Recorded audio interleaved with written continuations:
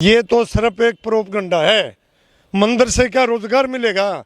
मंदिर से कोई किसी को कोई फायदा होगा? ये तो उन लोगों का अपना जो 100% आरक्षण खाए बैठे हैं, उनका अपनी एक योजना है कि इस पब्लिक को का पैसा मेहनत की मजबूत धर्म मजबूत होएगा। ना कौन सा धर्म? हिंदू धर्म। कौन सा हिंदू धर्म कहाँ से पैदा हुआ है? कहाँ है हिंदू धर्म? जिस देश में जिस धर्म में किसी जाति विशेष के ऊपर हमेशा कलंकित किया जाता हो, उसको पर प्रतिबंध लगा दिया जाता हो, कहने को तो उनको हिंदू, और उस धर्म में उनको प्रवेश भी नहीं करने। पुराना धर्म है सर हिंदू धर्म। ऐसा हिंदू धर्म पुराना धर्म नहीं है, ये लोगों का शोषण करने का एक तरीका है। हाँ, अरे सनातन से निकला हिंदू धर्म। नहीं क्या सनातन? ये हिंदू की बात करते हैं, क्या किसी एक चमार जाति को या वाल्मीकि जाति को या किसी बैकवर्ड के राम मंदिर के अंदर, संस्था के अंदर क्यों नहीं लिया गया? ट्रस्ट के अंदर? क्या वो हिंदू नहीं है? आपके लिए बजरंग दल है, दुर्गा वाहिनी है। हमारा ना कोई बजरंग दल है, ना कोई दुर्गा माई है।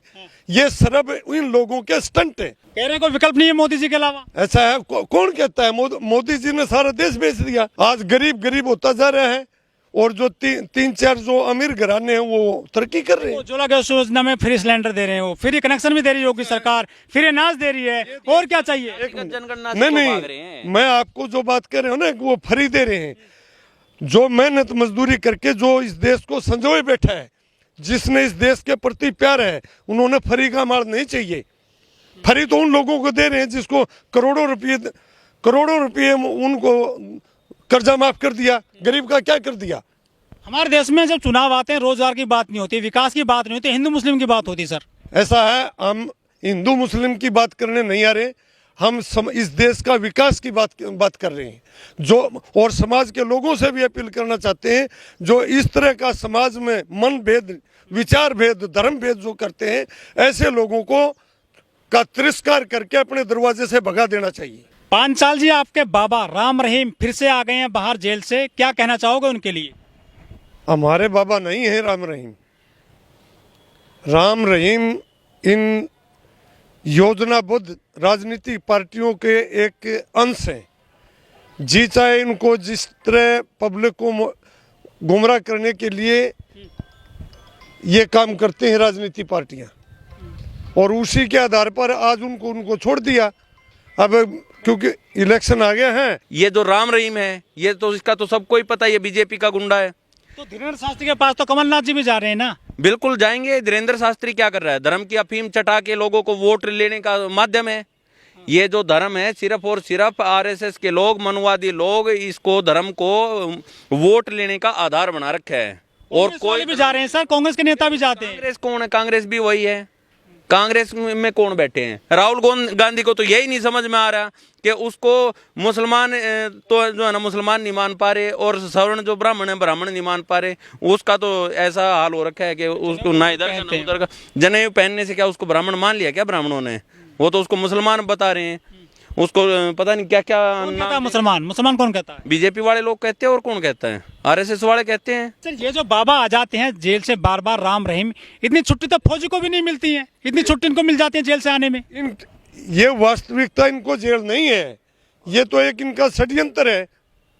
जब तक आम जनता को गुमराह करने का जो नाटक ये राजनीतिक पार्टियां करती हैं, उसी का इनके ऊपर ये इनको एक विभाग दे रखा है। जितने भी बाबा लोग हैं, इनको अपना एक विभाग दे रखा है। अगर लोगों को बहकाओ और हमारे वोट डलवा दो, बस यही काम इनका। जेल से निकलते अपनी बेटी से मिले हैं और आश्रम में गए हैं बरनावा बागपत। ये चाहे कहीं जाएं, इनका एक ही मुद्दा है कि आम जनता को गुमराह करके और सत्ताधारी पार्टियों को अपना उनका वोट डलवाना, और कोई काम नहीं है। पांचाल जी, ये बताइए, आप हरियाणा से आते हैं और सबसे ज्यादा बाबा हरियाणा में पाए जाते हैं और सबसे ज्यादा आश्रम भी वहीं पर है।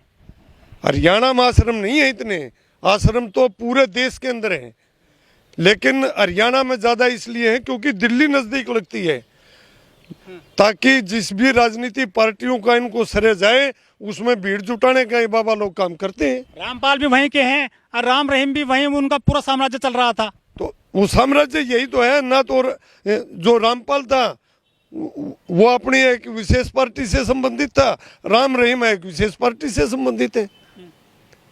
अच्छा, आपके यहाँ लोग ज्यादा क्यों जाते हैं इन अनाथ आश्रमों में हरियाणा से? जाते नहीं है, ले जाए जाते हैं गुमराह करके। कौन करता है गुमराह? ये बाबा लोग क्या बोलते हैं? बस उनको जो अंधविश्वास और पाखंड में डाल करके इनको ले जाते हैं। सजात बाबा हैं ये, फिर भी इनके अंधभक्त कम नहीं हो रहे हैं देश में पूरे। नहीं, बहुत कम हो रहे हैं। अब तो जो इनके अंधभक्त आ रहे हैं वो दूसरी स्टेटों से आ रहे हैं। हरियाणा के लोग बहुत समझ चुके हैं। इनको भगवान बोलते हैं उनके भक्त। वो भगवान वही बोलते हैं यूपी बिहार के, यहाँ के नहीं। यहाँ के आसाराम को अभी भी पूछते हैं लोग बाग घरों में। मैं आपको वही तो बात कर रहा हूँ ना। बिल्कुल हरियाणा में कोई नहीं पूछता इनको।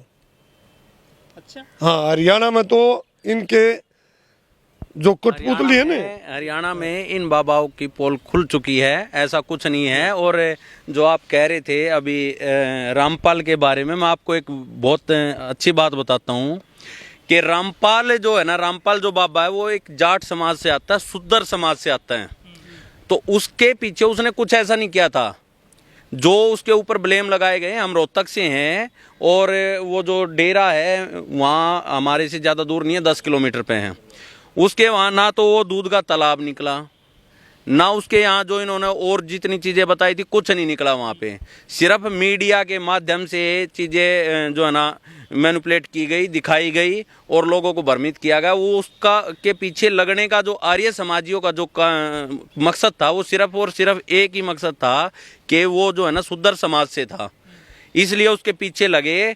क्योंकि अगर सुद्दर समाज के लोग भी बाबा बनेंगे और वो जैसा बताया पांचाल जी ने कि वो एक विशेष पार्टी से, बिल्कुल ठीक कह रहे हैं। उनके पास जो है ना भूपेंद्र हुड्डा जी की जो वाइफ है वो जाती थी, तो वो कहीं ना कहीं कांग्रेस से थे। हरियाणा में क्या हुआ था अभी, भूपेंद्र हुड्डा ने एक बार कहा था कि मैं जाट पहले हूँ सीएम बाद में हूँ। क्या हाल हुआ, क्या हाल हुआ मुख्यमंत्री का। और अभी खट्टर को भी पता चल जाएगा कि जो जिस तरह से इसने वहाँ पे क्रिमिलेयर लगा रखा है, जिस तरह से इसने कौशल विकास रोजगार योजना चालू कर रखी है, जिसके माध्यम से जो है ना SC BC के बच्चों का जो है ना आरक्षण पूरा का पूरा, खासकर बैकवर्ड का आरक्षण क्रिमिलेयर और इसके माध्यम से पूरा खत्म कर रखा है। इसको पता चल जाएगा। 2024 का चुनाव नज़दीक ही है। वो कहते हैं ना, नुका नाई के नुका मेरे बाल कितने कोटोड़ है। हरियाणा में कहावत है कि नुका बेटा सबर रखे, लेकिन नजदीकी है मामला। जो बीजेपी 75 पार का नारा लगा रही थी उसका क्या हुआ, क्यों 39 सीटों पे सिमट गई, बताओ। जो 75 पार का जो नारा लगा रहे थे वो 39 सीटों पे क्यों सिमट गए। जो कांग्रेस बड़े बड़े वाद वो कर रही थी, नाम ले रही थी, उसका क्या हुआ, क्या हालात हुए। सारे के सारे हराए गए कि नहीं हराए गए। ये आप इतना कह सकते हैं कि अभी जो है ना व्यवस्था में लोग खुद को स्थापित नहीं कर पाए। हजारों साल की गुलामी है, एक दिन में नहीं छूटती। अकबर जैसे कभी बीजेपी लाओ और कभी कांग्रेस लाओ, जैसे रामफल जी ने हमारे को इस बात के ऊपर कही थी, इन्होंने कुछ काले तीतर पाल रखे हैं, भिन्न भिन्न जातियों के काले तीतर पाल रखे, जो 4 साल 11 महीने उनको राशन देते हैं। और जब इलेक्शन का समय आता है तो उस टाइम पर ये उनको कहते हैं अब जाओ तुम अपने भाईचारे में, रिश्तेदारी में, और हमारे लिए वोट का प्रबंध करो। लेकिन सर 2028 तक देगी मोदी सरकार फ्री अनाज 5 किलो। ऐसा है, हमें ना फ्री अनाज चाहिए, ना हमें इनका 28-27 चाहिए। हम 28-27 तो तब आएगी ना जब ये 24 जीत पाएंगे। बीजेपी सरकार 24 ही नहीं जीत पाएगी, 28 कहाँ से आएगा। नीतीश कुमार जी ने जो बिहार में जो जातिगत जनगणना करवाई है, हरियाणा में 11 अप्रैल का प्रोग्राम हुआ। अब इसके बाद फिर से हमने जो है ना एक यात्रा शुरू की है, जो कि अभी 10-15 दिन में दोबारा से शुरू हो जाएगी।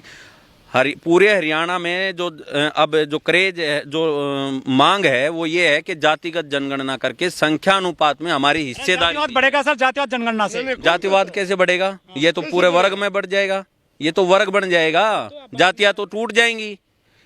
जो 3700 जातियां हैं बैकवर्ड की, वो बैकवर्ड में आ जाएंगी, एक वर्ग बन जाएगा OBC BC। मोदी जी तो टूट जाएंगी। मोदी जी कहते हैं कि सबसे बड़ी जो जाति है वो गरीबी है, उस पर काम कर रही है मोदी सरकार। ऐसा है, गरीबी जाति नहीं है, ये तो इन लोगों का अपना एक स्टंट है। जब ये जातिगत जनगणना कराएंगे, आज मोदी जी नई जाति पैदा करना चाह रहे हैं क्या? वो तो खुद OBC कह रहे हैं, OBC चीफ मिनिस्टर बनाएंगे मध्य प्रदेश में, राजस्थान में। कौन कहता है मोदी OBC है? ये तो जब 2008 के अंदर गुजरात का मुख्यमंत्री था, उस टाइम पर अति पिछड़े वर्ग में उनका शोषण करने के लिए अपनी जाति को ओबीसी बनाया था। कौन कहता ओबीसी? अगर ये ओबीसी है तो ओबीसी के लिए कौन सा काम किया इसने? एक भी काम तो बताएं कोई। सुप्रीम कोर्ट में जबकि संविधान की धारा 340 में पहले तो नेहरू ने और गांधी ने अनशन करके पिछड़े वर्ग के अधिकार का शोषण करने का षड्यंत्र रच दिया। अकेले जब तक इनकी जनसंख्या की गिनती नहीं होगी इनको अधिकार कैसे दें? अधिकार तो तभी दिया जाएगा जब इनकी देश के अंदर जनगणना हो। जिस देश के अंदर पशु पक्षी पेड़ पौधे जीव जंतु की गिनती है, बैकवर्ड क्लास के लोगों की जनसंख्या की गिनती क्यों नहीं? सारे हिंदू हो गए, सब हिंदू एक हैं। हिंदू नहीं, हिंदू और मुस्लिम का तो कोई मेथड ही नहीं है। ये लोग तो सिर्फ और सिर्फ हिंदू मुस्लिम का तो षड्यंत्र रच करके सत्ता पर काबिज होना चाहते हैं। तो बजरंगी कौन है?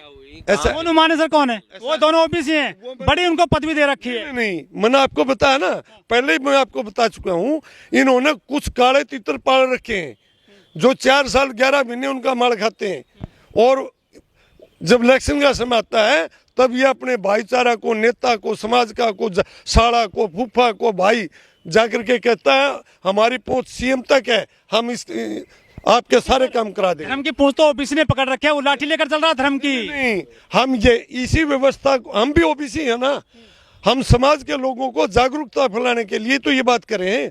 हम इस धर्म के षड्यंत्र में अब आगे समय नहीं है, ओबीसी आगे नहीं आएगा षड्यंत्र में।